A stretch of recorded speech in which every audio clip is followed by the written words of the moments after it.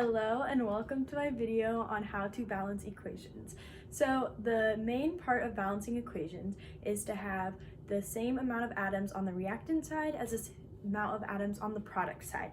So to do that, you need one thing called the law of mass conservation, and that means everything that goes into the reactant side must come out on the product side.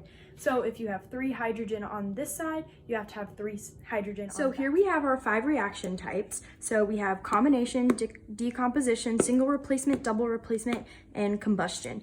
So first, combination, the reactant side is all separated out and the product side is then combined. So 2H2 combines with O2 reacts to form 2H2O. Decomposition reaction is when everything is combined on the reactant side and it separates on the product side. So it's the opposite of combination. So as you can see the example here, everything is combined on the reactant side and separated on the product side. Single replacement reactions is when one thing is separated on the reactant side and then a different element is secluded on the product side. So as you can see, Cl is by itself on the reactant side, and then Br is now by itself on the product side. So double replacement is almost the same thing as single replacement, but with all 4 changing places instead of just 1. So as you can see on this side, Na and S are together, and then on this side, they have now swapped. So Na is with Cl and S is now with H. So the last reaction type is combustion, and I like this one the best because it has to have O2 in the products in the reactant side, and the product has to form CO2 plus H2O. Every single combustion reaction has to have these elements or else it is not a combustion reaction. So to actually balance equations, these are the 4 steps. So first you're going to write your equation, then write what you have of each element, then you're going to do trial and error to balance, and then double check each side to make sure they're equal. So first, this is our equation, it's already written. So next we have to write what we have of each element. So I like to make a table, and these are our 3 elements we have.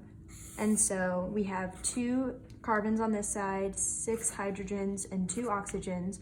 And on this side, we have 3 oxygens, 2 hydrogens, and 1 carbon. So let's get started. So we're going to need 6 hydrogen. So you kind of just have to play around. So I'm gonna use a pencil so I can erase. I'm gonna put 2 here. So that will give us 4, and that will give us 12. And then we need 12 over here, so I'll put a 6 there, and that will give us 12, and that will give us 6, 7, 8. And so these 2 are now balanced. So I'm gonna work on the carbon now. So I need 4 carbons, so I'm gonna put a 4 there. And so these are balanced, and all I have left to do is balance oxygen. Now I have, because I added a 4 here, so I have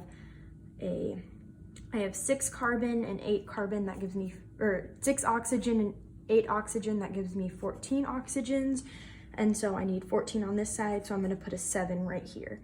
So that gives me 14. So our final equation is 2C2H6 combines with 7O2, reacts to form 4CO2 plus 6H2O. So this reaction type is a combustion reaction because it has O2 on the reactant side and CO2 plus H2O on the product side. So that is how to balance equations.